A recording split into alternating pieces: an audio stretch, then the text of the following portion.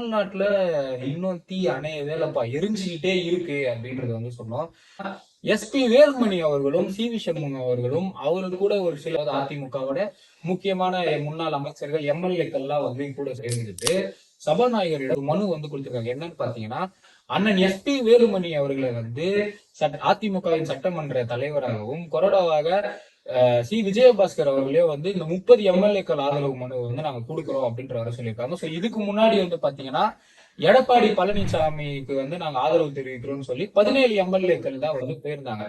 ஒரு பரபரப்பான சூழ்நிலையில அதிமுக இருந்தாலும் நேற்று வந்து பாத்தீங்கன்னா நம்ம தமிழக முதல்வர் விஜய் முக்கியமான தலைவர்கள் வந்து சந்திச்சிருக்காரு. முன்னாள் முதல்வர் மு.க.ஸ்டாலின் அவர்களையும் அன்புமணி அவர்களையும் சீமான் அவர்களையும் வந்து சந்திச்சாரு. அது மட்டும் இல்லாம வைகோ அவர்களையும் மரியாதை நிமித்தமா வந்து சந்திச்சேன் அப்படின்ற மாதிரி சொல்லியிருந்தாரு.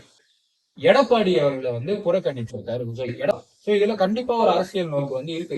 சி.வி. சண்முகம் அவர்கள் வந்து என்ன சொல்லியிருக்காருன்னா, அதிமுக ஆட்சி அமைக்கணும்னு எங்களுக்கு ஆசைதான், ஆனா என்டிஏ தலைமையிலான கூட்டணி ஒரு மிகப்பெரிய தோல்வி வந்து நாங்க சந்திச்சுக்கிறோம், அதை நாங்க வந்து ஏற்றுக்கிறோம் அப்படின்னு சொல்லியிருக்காரு. பெரிய ஒரு குண்ட தூக்கி வந்து போட்டிருக்காரு. அண்ணன் எடப்பாடி அவர்கள் திமுகவோட ஆதரவோட சிஎம் ஆகிறதுக்கு வந்து முயன்றார் அப்படின்ற ஒரு குற்றச்சாட்டை வந்து வச்சிருக்காரு. அதிமுகன்றது வந்து பாத்தீங்கன்னா திமுகவை எதிர்த்து உருவான ஒரு கட்சி. திமுகவோட ஊழலையும் அவர்களுடைய இதுல சப்போர்ட்ல வந்து நான் வந்து சிஎம் ஆகணும்ன்ற ஒரு கோரிக்கையை வந்து வச்சாரு. அது வந்து எங்களுக்கு எல்லாம் பிடிக்கல, அதனால எங்க கூட இந்த 30 எம்எல்ஏக்கள் வந்து வந்தாங்க. இப்ப அதிமுக யாருக்கிட்டதான் இருக்கு?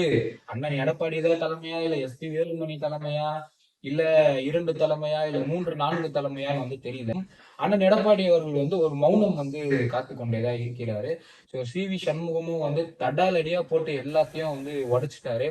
இதுக்கப்புறம் வந்து கட்சி வந்து நல்லா இருக்கணும்பா, கட்சி நல்லா இருக்கணும்னா தாவேக்காக்கு நாங்க ஆதரவு தெரிவிக்கிறோன்ற ஒரு நிலைமையும் வந்து அவர் வந்து சொல்லிட்டாரு. யார் காட்டுல மழையோ என்னன்னு தெரியல. தமிழக முதல்வருக்கு வந்து செம்ம குஷி சொல்லிட்டாங்க. இதுக்கப்புறம் அந்த ஆண்டவனே நினைச்சாலும் நம்ம ஆட்சியை வந்து கவுக்க முடியாதுன்ற ஒரு சந்தோஷத்துல விஜய் வந்து இருக்காரு அப்படின்னு வந்து நம்ம கேள்விப்பட்டோம். அதுக்கும் போல நான் எப்பவுமே உங்ககிட்ட கேட்கறதுதான், இந்த சேனல் இன்னும் சிறந்து செயல்படணும் அப்படின்னா உங்களுடைய ஆதரவை சப்ஸ்கிரைப் மூலயமா வந்து தெரிவிங்க. நன்றி, வணக்கம்.